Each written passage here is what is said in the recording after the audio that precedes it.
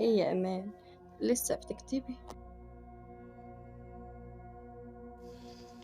لازم أنقح الرواية صح قبل ما أسلمها للدار. مستر عامر مستعجلني جدا. الرواية المرة دي شغلاكي قوي عن الروايات اللي فاتت يا ايمي.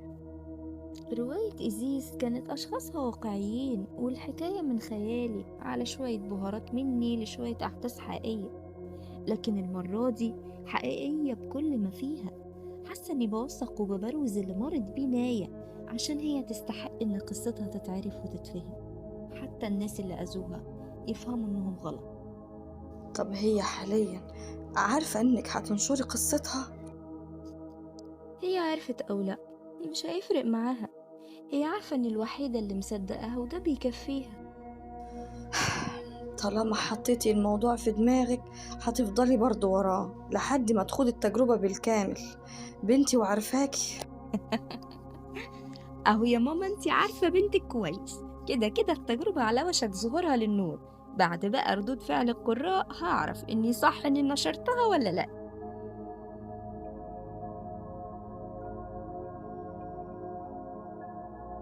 نايا قلبا يجمع بين الحب والخوف.